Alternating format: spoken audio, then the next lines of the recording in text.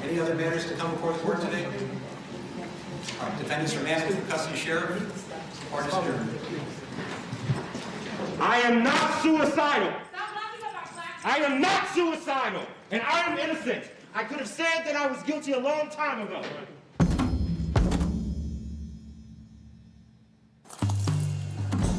Jussie Smollett. What's up, my free thinkers? How you doing today? Welcome back to another video. Raymond here. It's been 3 years since the whole Jussie Smollett issue and incident.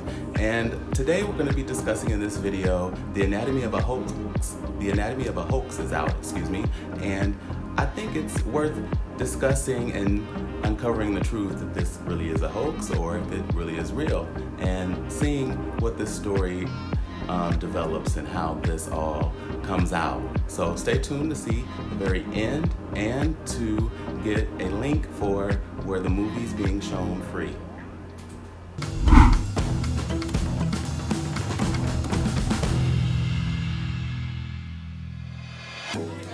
Jussie Smollett, an actor who films the hit TV show Empire here in Chicago, told police he's the victim of a hate crime that took place near his Streeterville apartment. Everybody immediately thought this is what Trump's America is like. You had people in MAGA hats chasing after a black man in the night, tying a rope around his neck, calling him racist slurs, calling him homophobic slurs. The idea that a modestly prominent actor on a TV show gets jumped in the middle of a very cold night by two people yelling that it's MAGA time and putting a noose around his neck, you couldn't write that better. Everybody knows he lied, right? Am I supposed to pretend that that's up in the air? When I heard that a black gay man had been attacked in Chicago by white Trump supporters, sounds about white to me. Look, I've been a cop a long time, 3 decades. Most folks aren't going out at 2 in the morning to go to a Subway sandwich shop on the coldest night of the year. Now let me just interject right here for a moment. What do you all think? Did you think it was real at first when you first heard the case, when it dropped on the news that Jussie Smollett could possibly be involved in a hate crime and that something was said to him by 2 assailants wearing red MAGA hats, which was something said that I don't think I've ever heard said during any of the protests or during the election for Trump. This is MAGA country. And then on top of that, I'll be frank with you, black people don't like the cold. We don't like the cold at all. We'd have to probably be starving to go outside in the cold. And then this being a polar vortex of all nights, the coldest night of a year in Chicago. And I've been to Chicago. Chicago's a very windy city and it can get very cold. I would have never thought to go out, and then you're rich. Like, why wouldn't you get someone to bring you the sub? Why are you going to get the sub? Doesn't make sense to me. So that's when I started thinking like, I don't know. What are your guys' thoughts?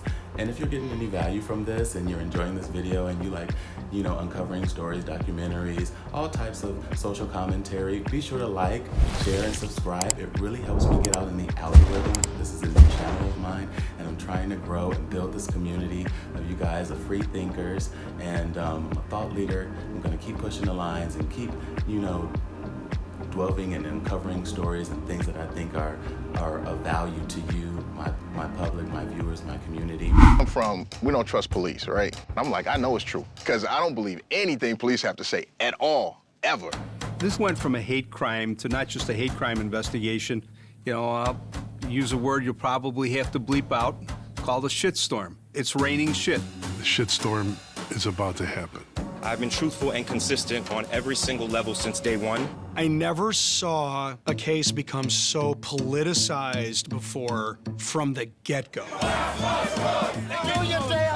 I've never seen so many people hitch their wagon to a story to advance their agenda. That case in Chicago is a disgrace to our nation. It was just shocking to me how this thing became this combustible engine that just went pow. The attack on Smollett was potentially orchestrated by the actor himself and involved 2 other men. I knew there was going to be a media frenzy. We need to catch the guys that perpetrated this crime.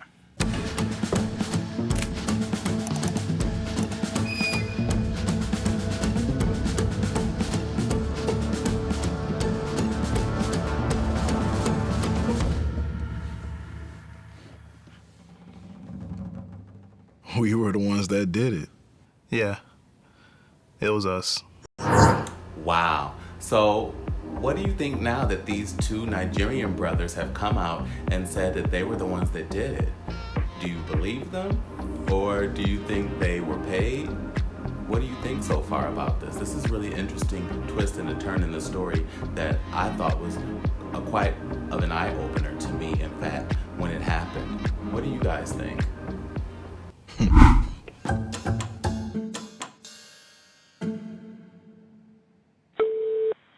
Chicago Emergency, William. Yes. Hello?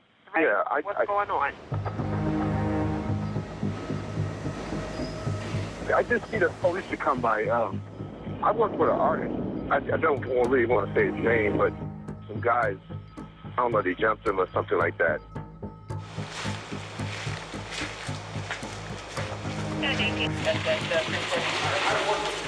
So he is like a star. He works on the show Empire. So I think he doesn't want that to be a big deal. You understand what I'm saying? Okay. And the thing that bothers me the most, kind of makes me emotional, is they put a makeshift what you call the thing, a noose around his fucking neck. Sorry, you know. Do you guys live together? Or? No. I'm just his creative director. Okay. Okay. Do you want to take it off or anything? Yeah, I do. I just want y'all to see. 72 Reverend. There's bleach on me. They put bleach on me. Okay. I don't want to be filmed. Okay, so can we turn it off? Yeah. You're giving us permission to shut it off?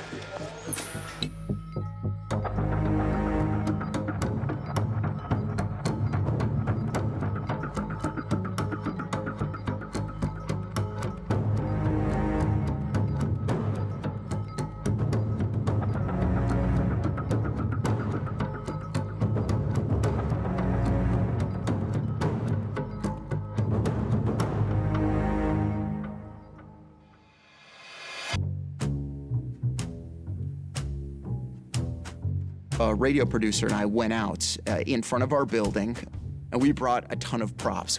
Here's our banana. Here is our bottle of water. It's frozen. Oh my gosh. Oh, look at that. I think when we shot that video, it was 22, 23 degrees below zero, and that was the surface temperature. That wasn't the wind chill. If you've never experienced a polar vortex, it's not something you want to be outside in for very long. It shakes you at your bones, no matter how much clothing you're wearing. Your eyelashes freeze, you can feel your nose hairs, your teeth start to chatter. A second day with record-breaking temperatures plunging into the double digits below zero, and the center of the nation locked in a deep freeze. Leaders are stressing the bitter cold still needs to be treated as lethal. If you don't need to be outside at this time, don't go outside. Again, like I said, polar vortex. I would never have been outside in that time. You saw how all of that stuff was just frozen solid.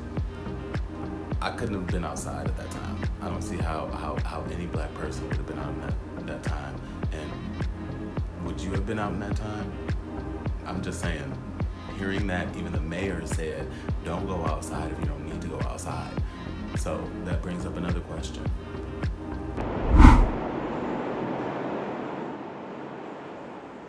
A friend of mine had sent me a screenshot of the front page of, I believe, a TMZ article that showed that Jussie had been attacked. I went to my brother, ran to him, and was like, yo, mission accomplished. We did it. So we were like, good job. Now we've secured the payment of our $500 that he owes us, because he only wrote us a check of $3,500, and that was the day we were supposed to leave for Nigeria. I do my newscast that night, and I go home, and I call one of the public information officers at the city of Chicago at 10:45 at night. He answers his phone. And I'm not going to give his real name. Let's just call him Steve. And I said, hey, Steve, so what's the deal with this Jussie Smollett story? And Steve goes, oh, my God, it's a bunch of bullshit. It never happened. And I said, well, can I quote you on that on the record? And he's like, no. He goes, just tweet out that Chicago police are taking this very seriously, but that we're skeptical. Now, if you've ever covered any sort of police department, you know that a public information officer will never give you anything demonstrative. Every statement is, police are investigating, we have no information at this time. As we get more information, we will give it to you. They'll never give you anything with any color to it. The fact that a public information officer went on the record and said, we're not buying it, made my jaw hit the floor. Cops, especially those who spend any time as a detective investigating crimes, have a pretty reliable pass-fail test, smell test, we'll call it. This one did not pass the smell test at all, not even a scintilla. The possibility of two individuals walking around one of the most affluent areas of the city of Chicago at 2 o'clock in the morning wearing MAGA hats is, again, something that just defies all credibility. I get a call from some detectives who I knew, who I'd worked with previously, and they wanted to know if they could come by and see me at the hotel. They're looking at all the video that there is in the neighborhood and trying to see what sort of leads they can generate. So they came by and said, you know, do you have any cameras on the outside? And sure enough, there it was. There's one cab at a cab stand. He's sitting on the east side of the street, and we see two men come along, and they jump into this cab. Cab drives off. Fortunately, there was a good angle. The video clearly displayed the cab's registration number, and the rest is history. When they brought that footage back in and pieced it together, and then I went down there and saw it, I'm like, uh-oh, something ain't right with this here. When you've been a cop for so long, you get certain instincts about certain things. So I remember the detective that put that footage together, we all both thinking, that don't look like two white guys walking down the street. Sometimes they just have different gaits, and that's what we saw on this video. They were walking like black guys from the neighborhood. They really were. And you know, you have to spend a lot of time getting instinct for that kind of thing. I remember telling the chief of detectives, those are two black guys. Those are two black guys. You know, Eddie Johnson said he could tell in the footage that you guys were black, right? Really? I feel like he's just saying that. Hindsight is 20/20. Yeah, Cap. come on. I call cap on that. I call cap on that. We was in character the whole time. So you think you guys are believable white supremacists? 100%. Look at me. Okay, first of all. Images released from Chicago police don't show much detail, but they're the latest in the alleged hate crime against Empire star Jussie Smollett. So the first photo that we put out, we actually had a better photo. So now, in full disclosure, I can say this. The reason why we wouldn't let them put it out was because it did have a red MAGA hat, red baseball cap. I can't remember if it said MAGA or not. But I didn't want people to focus on that because it would cause more angst. So now that next day when everybody finds out about it, do you think we would have had some issues in the city? Yeah, we would have, because black people, minority folks, and the gay community would have been outraged. And you know, sometimes once that toothpaste gets out the tube, you can't put it back in there. They were worried that if this was a racial attack, white people attacking Jussie Smollett, there could be social and political repercussions and violence. People were literally and seriously concerned about that at the time. In a town where we had the 1919 race riots, where a child was beaten to death and killed on the beach at 31st Street because he was black.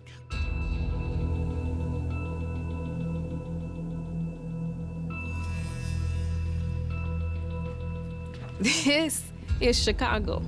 This is Chicago race relations. Of course, I had no reason to disbelieve Jussie when he says that he's walking in a white neighborhood in Chicago and is attacked by racists and Trump supporters. Of course, I believe him. Do you think Jussie used his influence, his celebrity, and the fact that he was a part of the LGBT community and a part of the black community, do you think he used those things to help get a rally behind him and get that support, and also to play on those communities' emotions? What do you think about that? At first, I was brought into it because anyone hears about anyone black or LGBT community, your empathy goes there, my empathy goes there, and I was rallying behind him at first, and then I started to become skeptical as things started to develop. I got the call from one of the PIOs saying, "You're not going to believe this. I just watched the surveillance video. I saw Smollett carrying a Subway sandwich after the supposed attack. He still had the rope around his neck." And I'm like, "Really? He was still carrying a sandwich? That must have been one fucking great sandwich." And I'm like, "Can I tweet that?" And he's like, "Yeah, go ahead." I said, "Can I use your name?" He's like, No, just say anonymous source." Okay, make it make sense. You still have the sandwich. You still have the noose tied around your neck. Make it all make sense. After being attacked, you would still have those things on and still have your cell phone? There were 3 TV journalists that the Chicago Police Department relied on. There's a very tight-knit community here. The Chicago establishment, the cops, the lawyers, the state's attorneys, the judges, the defense attorneys. People talk. And when people talk about something that's very obvious, people are going to come to conclusions. The Troubadour concert. So in addition to me being a television executive and researcher, I also DJ. One of the promoters that I work with booked Jussie Smollett at the Troubadour before this happened. I was already set to DJ this show. This was not like this thing happened and then the promoter booked him and put him at the Troubadour. This was already supposed to happen. I've done a ton of shows at the Troubadour. I have never, before a show, been sitting in that bar area, looked out the window and seen that many people, ever. There was a little bit of like, man, I hope nothing happens out here. Because I know a lot of right-wing people were like, F Jussie. You know, it was like a lot of that sort of, those kind of negative comments floating around in the atmosphere. And here he is doing a show at a very public place, middle of Los Angeles, a ton of media, right? It's just like a spectacle. And I was like, man, I hope nothing happens. So Jussie takes the stage, and it's a good show. Like he's doing his thing, the dude is talented. But during the middle of the show, and this is when I trusted my instincts. This is when I came to the realization that this is not real. I was bruised, but my ribs were not cracked. They were not broken. I went to the doctor immediately. Frank Gatson drove me. I was not hospitalized. I'm listening and I'm in there, my heart is in there. I'm like, this is what's up. Wow, we're getting it straight from the horse's mouth. And above all, I fought the fuck back.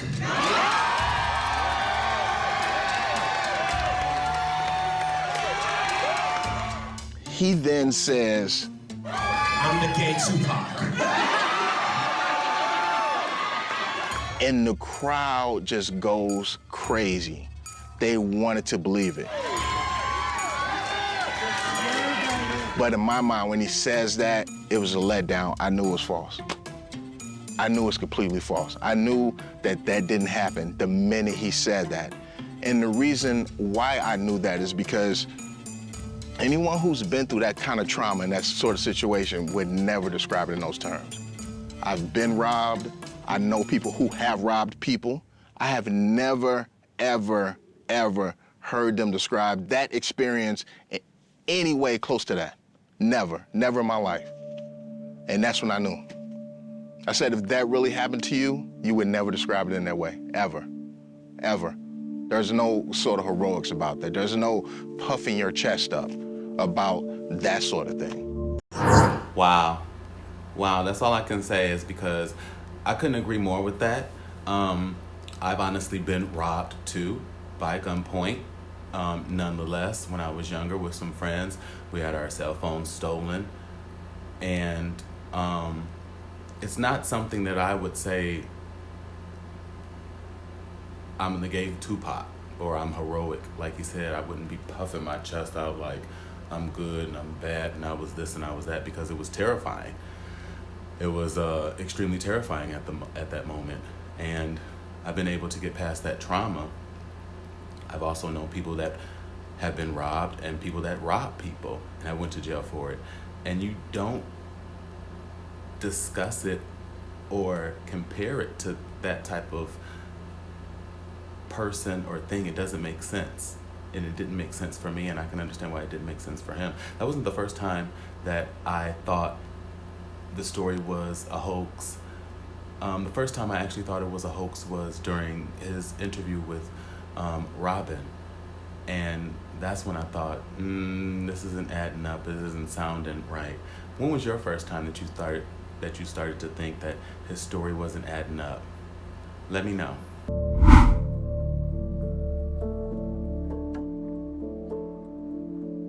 When I first arrived in Chicago after being told to go there to cover the Jussie story, we're about like a week and a half after the crime actually happened. So the story's already been international news. So I was like, let me just go check out the scene of the crime. Chicago's a notoriously clean city.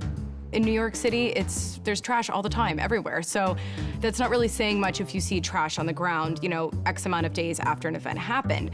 But in Chicago, it is saying something. I'm looking around, and then I notice a hot sauce bottle. It was an unusual piece of trash, and as a New Yorker, I know trash very well. So I pick it up, and I kind of smell it, and it had this kind of soapy smell. And I was like, this is all just super weird. At the time that I found this piece of evidence, all we knew is that Jussie had a chemical agent poured on him, and that the vessel that the agent came from had never been recovered. That's all we knew at that point. They had his clothes, but they never found the bottle where the bleach was poured on him.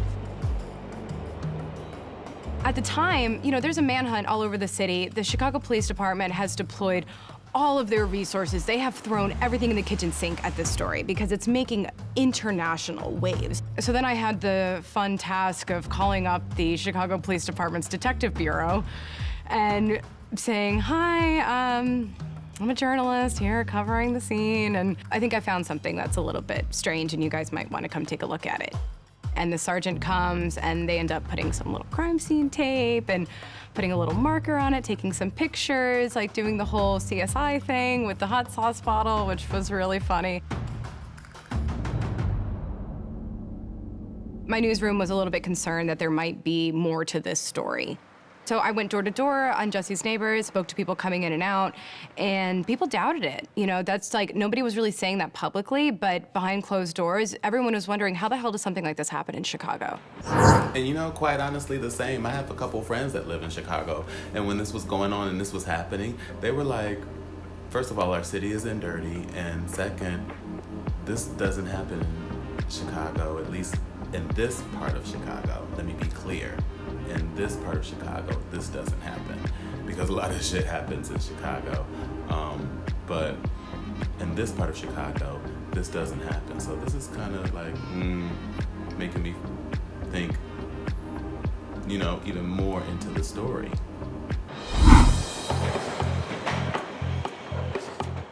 At this point, they still don't have a person of interest. And while Chicago is practically bathed in surveillance cameras, Jussie had picked the one spot in town to get attacked that didn't have a camera on it. At the time, I couldn't tell if it was people who were just very proud of their city and who would be like, no way something like this could happen in my city, like a very proud Chicagoan, which is very Chicago. It started to occur to me that there might be something more to this. I mean, people who live in this neighborhood know who frequent these neighborhoods, and they didn't think it was possible. And then at the same time, I'm working the Chicago Police Department as well for any updates in the case. I'm pumping them. I demand an interview. I was like, we're the New York Post. I'm like, we're a national newspaper. We circulate right here in Chicago, so talk to me about this case. And I started to kind of get that hint that not everything was adding up with them. And you start to get the vibe that he's not really helping this investigation.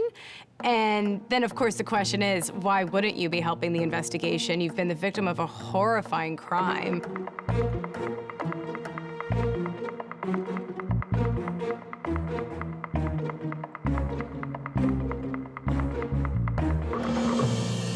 You know, as journalists, we are often called to report on uncomfortable truths, and it is a difficult part of the job. And then you also, it's a scary time to be gay. You know, I'm a gay woman. Looking at Jussie's story and seeing how he was the victim of a hate crime, and you know that's a fear that you have. Anytime I walk I walk down the street holding hands with my wife, I have to worry about being the victim of a hate crime. And to see that he was a victim of this supposed crime, and then to start to see that there's some doubt about it, it's uncomfortable. Am I saying that a Black and gay man lied about being the victim of a hate crime? Because that is a really, really serious thing to say. And I really didn't want to be the person to say that. I'm sure it pretty is very uncomfortable, actually, reporting on stories like this and uncovering truths, and it's hard. I am a part of the LGBT community, I'll be honest with you, as my viewers, and I'm also obviously a part of the Black community. But because of these two communities I'm a part of, he had me thinking and believing and rooting for him. And I don't want to say that he lied or he's guilty about these things, but all the evidence points to it. So what do you think about this? After seeing all of this, or maybe following the story in the past, and maybe still following it now to the future, what are your feelings? Let me know your thoughts and questions or anything that you may have new or shared on this story if you've been following it down in the comment box.